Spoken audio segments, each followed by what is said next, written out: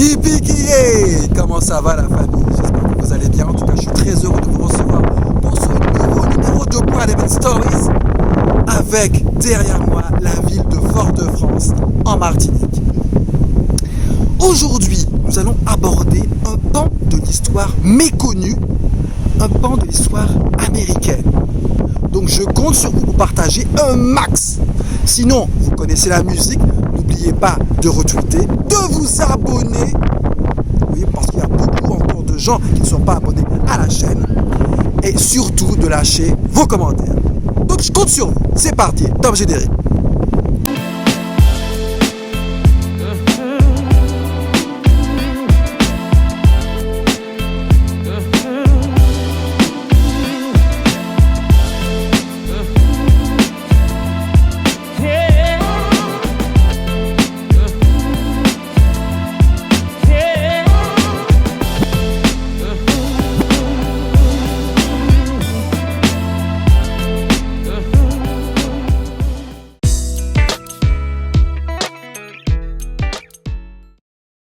Aujourd'hui, les amis, je vous propose de découvrir un artiste hors pair, un portraitiste exceptionnel en la personne de Otis Kwame Keiko.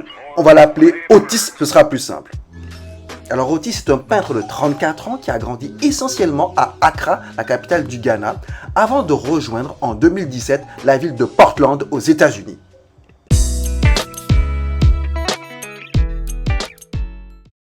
Alors pour la petite histoire, il faut savoir qu'Otis a découvert la peinture par pur hasard. C'est avant tout un fan de cinéma et notamment de western spaghetti, mais j'y reviendrai. Il s'est donc amusé pendant son enfance à reproduire ses affiches, ses posters, grâce à la peinture. Quelques années plus tard, il décide de faire de sa passion son métier. Il s'inscrit au Granada College of Arts and Design, la même école qu'un certain Amoako Boafo, dont on avait établi le portrait dans la saison 2, épisode 35.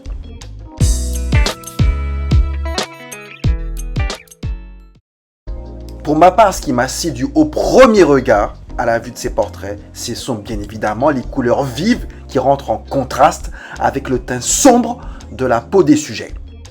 Alors pour l'artiste ghanéen, la couleur est primordiale dans son travail. C'est une façon de communiquer avec les gens, mais surtout c'est une façon de faire ressortir le caractère et les vibrations des sujets qu'il peint. Tu remarqueras aussi que sur le teint noir des sujets, il y a des motifs sinueux en forme de labyrinthe.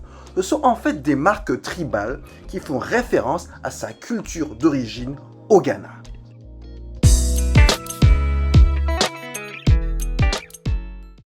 Alors chez le portraitiste ghanéen, vous remarquerez un élément essentiel, à savoir l'intensité saisissante de chacun des regards et l'attitude froide, limite stoïque des sujets.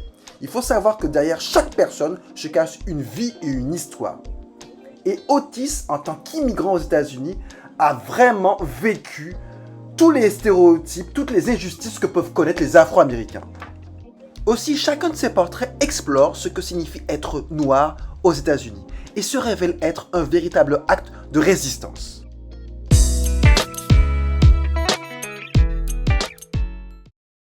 Allons maintenant au cœur même de la matrice de son œuvre.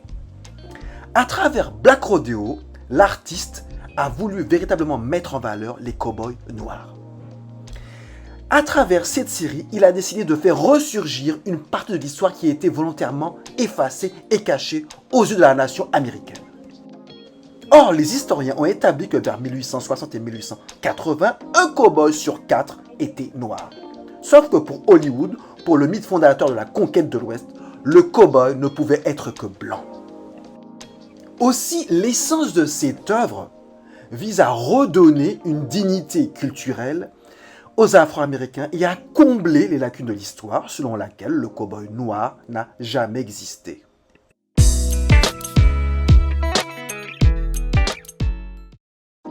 Bref, ce qui fait la force en fait de cet artiste, c'est qu'il a une capacité incroyable à saisir l'essence même de la personnalité de ses sujets et à les retranscrire tout en vibrance, tout en émotion.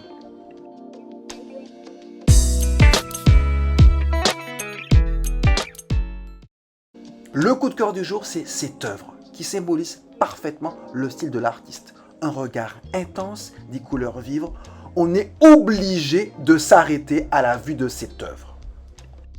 Voilà les amis, c'était la story de Otis Kwame Kwaku. J'espère qu'elle vous a plu. N'hésitez pas à partager et surtout à vous abonner. On se retrouve dans 15 jours pour un autre Random Stories.